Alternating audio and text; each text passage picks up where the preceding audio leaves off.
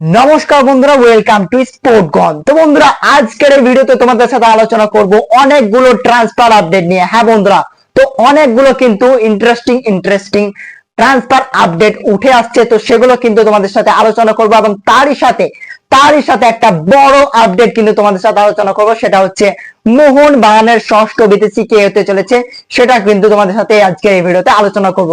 তো ভিডিওটি কিন্তু খুবই ইন্টারেস্টিং হতে চলেছে এবং যারা যারা আমাদের চ্যানেলে নতুন হয়ে এসেছো তাদেরকে বলে দেবো যে তারা কিন্তু অতি অবশ্যই আমাদের চ্যানেলটিকে সাবস্ক্রাইব করে 5 টাকা বেল আইকন দিয়ে কিন্তু অবশ্যই অন করে রেখো, কারণ এখানে তোমরা সমস্ত রকম আপডেট সবার আগে পেয়ে যাবে। ঠিক আছে, তো অতি অবশ্যই চ্যানেলটিকে সাবস্ক্রাইব করে রেখো। তো চলো বন্ধুরা, আজকে দেরি না করে তাড়াতাড়ি ভিডিওটিকে শুরু করা যাক।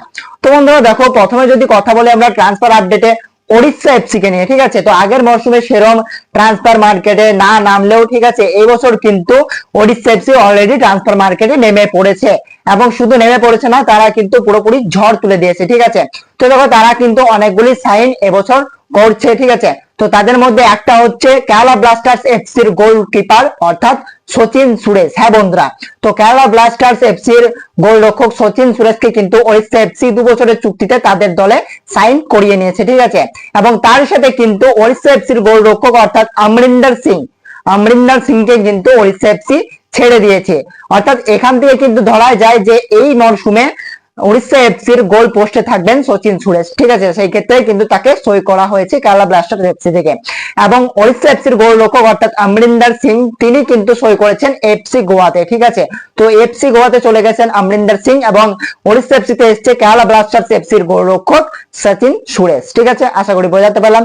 এবং এর পরের আপডেটে যদি নিয়ে কথা বলি, তো সেটা হচ্ছে আবার উড়িষ্যা এফসি কে নিয়ে। হ্যাঁ বন্ধুরা, তো দেখো উড়িষ্যা এফসি কিন্তু দ্বিতীয় এমন একটা দল আইএসএল এর, হ্যাঁ দ্বিতীয় এমন একটা দল বেঙ্গালুরু এফসির পর যারা কিন্তু 2 নম্বর ওসিআই প্লেয়ারকে সই করে নিল। 1 নম্বর ওসিআই প্লেয়ার এসেছিল বেঙ্গালুরুতে, সেটা হচ্ছে রায়ান উইলিয়ামস, এবং 2 নম্বর ওসিআই প্লেয়ার তাকে কিন্তু সই করিয়ে নিল উড়িষ্যা এফসি। হ্যাঁ বন্ধুরা, তো এই প্লেয়ারটি অস্ট্রেলিয়ার নয়, এই প্লেয়ারটি হলো কাতারের। হ্যাঁ বন্ধুরা, তো বন্ধুরা সেই প্লেয়ারটির নাম হচ্ছে আসির ভাজ্জা ফিল্ডি। হ্যাঁ বন্ধুরা, আসির ভাজ্জা ফিল্ডি, যিনি কিন্তু এই মুহূর্তে কাতারে ছিলেন এবং তিনি কিন্তু কাতারের স্টার লিগ আল সালিয়া ক্লাবে কিন্তু তিনি খেলছিলেন। ঠিক আছে, তো সেখান থেকে কিন্তু ওড়িশা এফসি স্কাউট করে তাকে নিয়ে এসেছেন এবং তিনি কিন্তু হয়ে উঠেছেন এই আইএসএল এর 2 নম্বর ওসিআই প্লেয়ার। হ্যাঁ বন্ধুরা, তো 2 নম্বর ওসিআই প্লেয়ার হিসেবে নিযুক্ত হয়েছেন এই আসির ভাজ্জা ফিল্ডি। ঠিক আছে, তো কাতারে তিনি কিন্তু খেলছিলেন এবং তিনি কিন্তু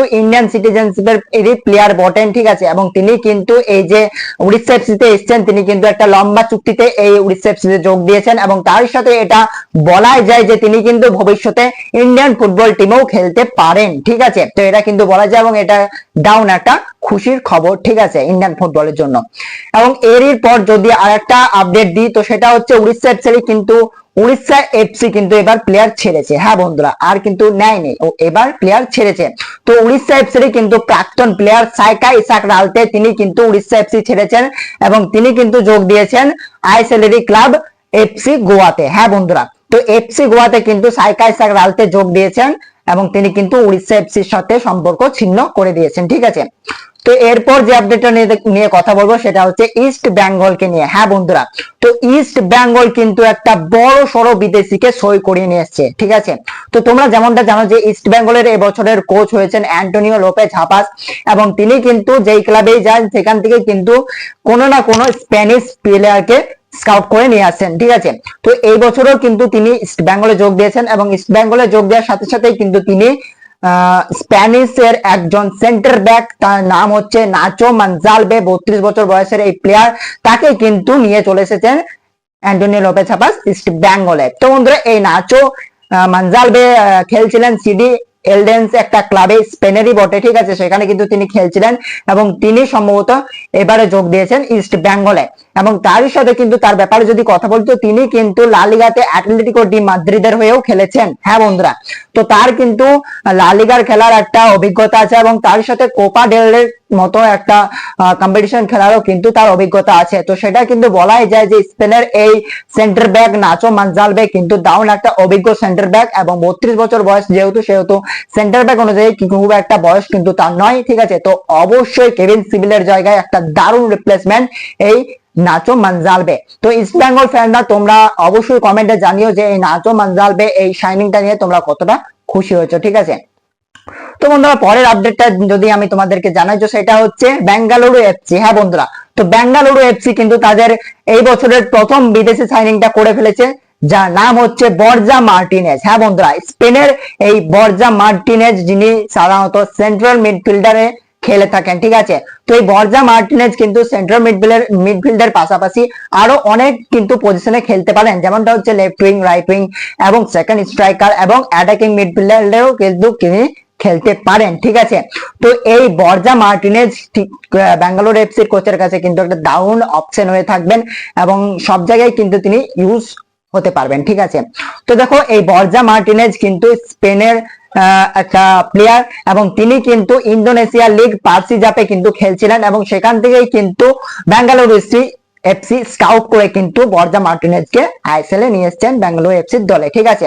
তো বন্ধুরা বর্জা মার্টিনেজ কিন্তু ফাইনালি বেঙ্গালুরু এফসি তে সই করে দিয়েছে এবং বেঙ্গালুরু এফসির এই মৌসুমের প্রথম বিদেশি হচ্ছে বর্জা মার্টিনেজ, ঠিক আছে। তো এবার যদি কথা বলি নর্থ ইস্ট ইউনাইটেড এফসি কে নিয়ে, তো বন্ধুরা নর্থ ইস্ট কিন্তু আগের মৌসুমে সেরকম পারফরমেন্স না দিতে পারলেও এই মৌসুমে কিন্তু তারা দারুণ প্লেয়ার সাইন করাচ্ছে। হ্যাঁ বন্ধুরা, তো দেখো নর্থ ইস্টে কিন্তু তোমরা জেনে গেছো যে আলাদিন আজাইরে যে কিন্তু এক বছরের লন্ডনে ইন্দোনেশিয়া লিগে গেছিল, তিনি কিন্তু আবার ফিরে এসেছেন এই মৌসুমে নর্থ ইস্টে, ঠিক আছে। তো গোল্ডেন মুট জয়ী এই আলাদিন আজাইরে কিন্তু আবারও নর্থ ইস্টে ফিরে এসেছে এবং তার সাথে কিন্তু নর্থ ইস্ট আরো কতগুলো ইন্ডিয়ান সাইনিং করেছেন, ঠিক আছে। তাদের মধ্যে একজন হচ্ছে পাঞ্জাব এফসি তে খেলা স্টার বয় পরমবীর সিং। হ্যাঁ বন্ধুরা, তো সেন্টার ব্যাক পজিশনে খেলা পরমবীর সিং কে কিন্তু নর্থ ইস্ট ইউনাইটেড এফসি সই করিয়ে নিয়েছে।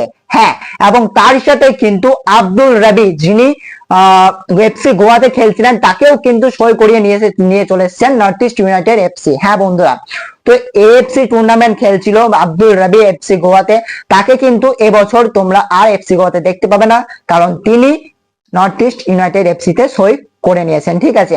তো বন্ধুরা এই আপডেট গুলোই দেওয়ার ছিল এবং তার সাথে কিন্তু যদি কথা বলি মোহন বাগানকে নিয়ে, তো দেখো মার্কাস কিন্তু একটা টুইট করে জানিয়েছে যে মোহন বাগানের ষষ্ঠ বিদেশি একজন বিদেশি প্লেয়ার হতে চলেছে, ঠিক আছে। ষষ্ঠ প্লেয়ার একজন বিদেশি প্লেয়ার হতে চলেছে, কোনো ইন্ডিয়ান প্লেয়ার নয়, এবং তার সাথে সেই বিদেশি প্লেয়ারটা হচ্ছে স্ট্রাইকার পজিশনের প্লেয়ার। হ্যাঁ বন্ধুরা, তো স্ট্রাইকার পজিশনের প্লেয়ার, তো এখনো কিন্তু সম্ভবত কোন রকম ভাবে জানা যায়নি যে সেই প্লেয়ারটা কে বটে, কিন্তু এটা কিন্তু সম্পূর্ণ বিস্তারিত ভাবে জানা গেছে যে প্লেয়ারটা কিন্তু একজন স্ট্রাইকার এবং একজন বিদেশি হতে চলেছে, ঠিক আছে। খুব সম্ভবত কিন্তু 2-3 সপ্তাহের মধ্যেই জানা যাবে যে সেই প্লেয়ারটা কে হতে চলেছে এবং মোহনবাগানে জেমি ম্যাকলানের পাশাপাশি কোন স্ট্রাইকারটা আসতে চলেছে, ঠিক আছে।